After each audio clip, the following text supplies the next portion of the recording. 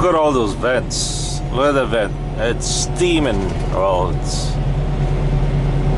what would be the opposite of steam? Cold. It's really cold. Hey everybody, Johnny B. Good here, located in downtown Milwaukee, Wisconsin. That's right.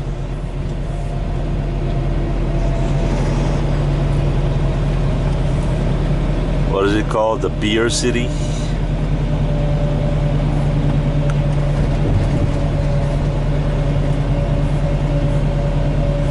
Boy, this is so much different from what, 5 years ago. This used to be just a very simple interchange, but they have outdone themselves on this one.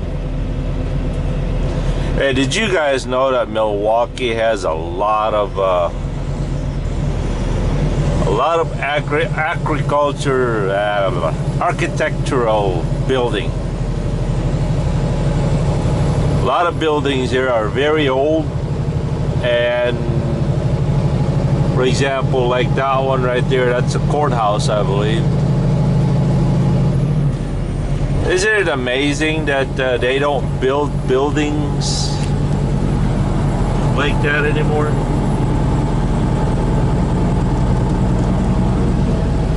You know, it seems like the more modern time gets, I think we're losing those architectural designs. And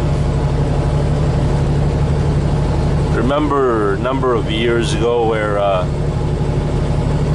Hillary Clinton wanted to destroy some of the old landmarks in New York because they were outdated, dirty, and a lot of people said no. That was nice. By the way, I got an update for you guys. I'm on my way to Green Bay. Earlier this morning, I was told to deliver this load in Green Bay by 7 or 8 o'clock tonight. The problem is with that is by the time I get this load up there, I would only have less than 2 hours left. Sure, I could get it up there, but the problem with Super Value is they are notoriously known to unload truck drivers or trucks very, okay, that's good, very long time. They seem to, for some reason, take their time to unload trucks. That's Super Value, Roundy's. A lot of these grocery places, they take their time. But anyway, I just emailed my DM. By the way, nobody calls dispatchers anymore.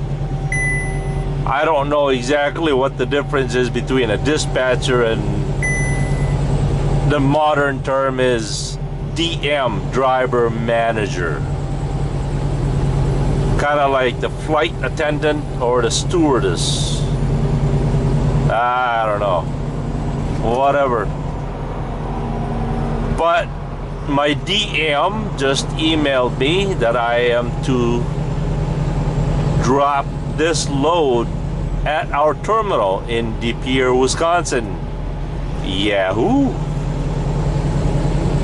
That is so cool. That way I can get this truck into the shop. Possibly use the Jeep to go home for the night, because I'm gonna be out of hours when I get there anyway, right? There ain't gonna be nowhere for me to go till tomorrow. So Barbara, you asked me earlier, since I'm in Wisconsin, does that give me a chance to visit the family? Sometimes it does. There are rare cases that in loads like this, that I so happened to pass by the house, and my load doesn't deliver till the next morning. So yeah, once in a while I'll get to go home for a night, or sometimes even just for a few hours. Kind of hard to do that now because, I mean, it's kind of hard to just go home for an hour or 2 hours, especially with the Jeep, because gasoline is just so expensive. But if I'm gonna spend the night, oh, you bet I'll be going home. But if my motorcycle, my Goldwing, was up in the yard, which I no longer do, yeah, it only takes me 1.5 gallons to go home. $6 or so, $8 back and forth. Sometimes, yeah, I've been blessed to go home for the night, say hello to the kids, say hello to the wife, and but it's rare, quite rare. I also want to give you guys an update. Yesterday, after talking to that guy, no, the other day, after talking to the other fellow WEL driver about not getting enough miles, and one of you suggested Baylor. Thank you. I also talked to this guy in Milwaukee at the Petro. I've known him for about a year now. He's actually an owner-operator, used to be leased with Comtrack, C-O-M Track. And what that is they haul containers from railroad or rail yards. And all he does is, he lives here in Milwaukee. And then all he does is travel between Chicago and Milwaukee, sometimes some part of Indiana. And he's home every night. And according to him, he grows for more than 180,000 last year, or something like that. But he netted somewhere around $80,000 last year. That's a truck driving job, home every night. That's not bad. That is not bad at all. The problem was, this last summer, he got popped with a speeding ticket. And he was doing 15 miles over on the construction. Remember earlier, about a month ago, I keep drilling on you guys to slow down in the construction, because 15 miles an hour over the speed limit is considered reckless driving. Not to mention the court date, court cost, processing. All said and done, Comtrack canceled his lease, canceled his contract, because he had a speeding ticket, even though he went to court and had it reduced to a dirty windshield or a broken windshield wiper.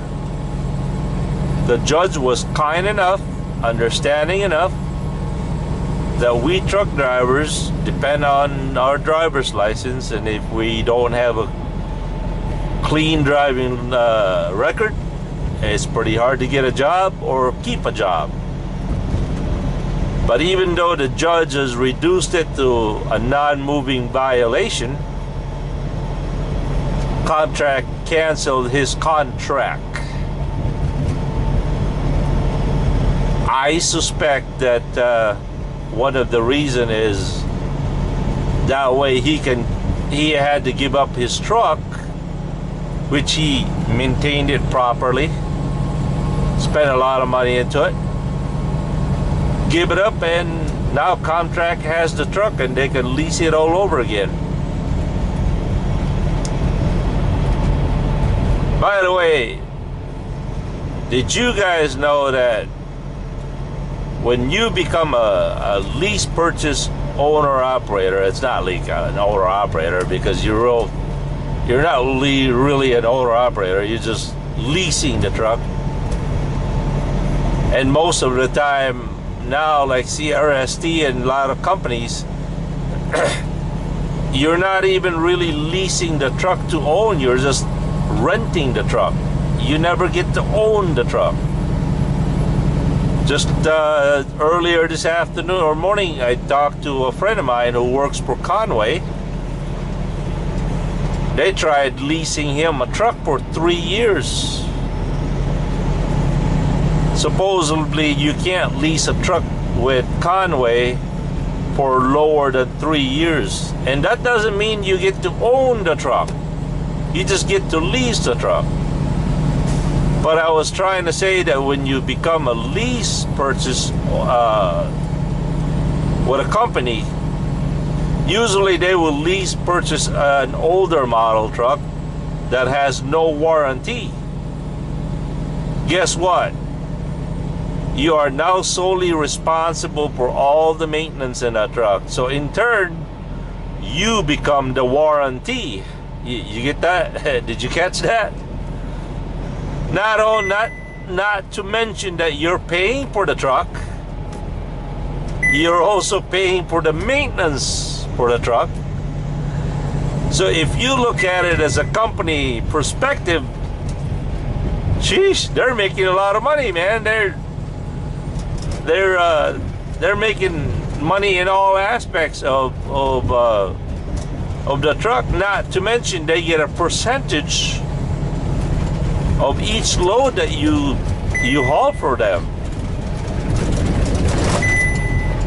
WEL only pays their drivers 69%. 69% of the gross of that load.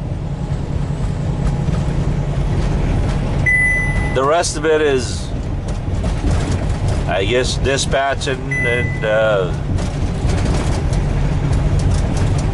so anyway, back to the point. I was talking to Rob, his name is Robert.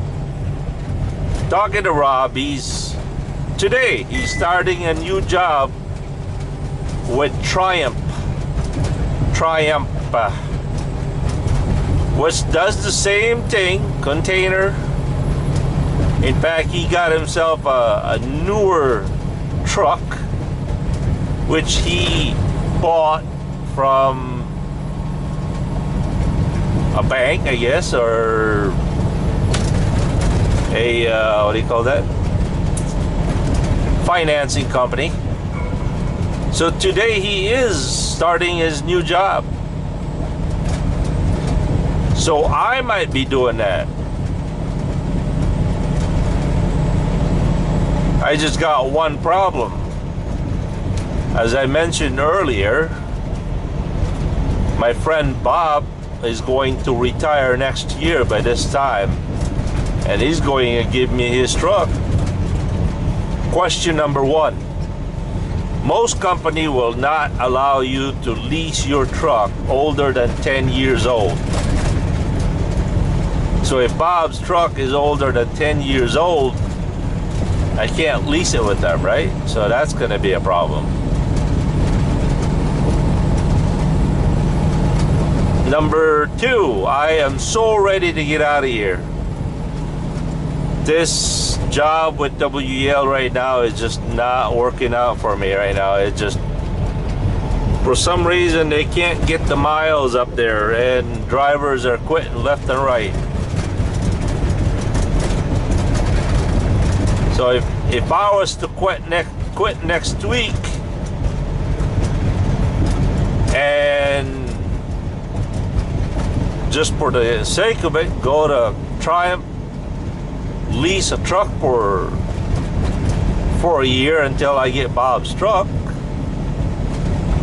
you know, I could certainly make more money than what I'm doing right now. Or should I just wait till next year until I get Bob's truck and then make a move? So I don't know. I got their applications right now, actually, which is over there.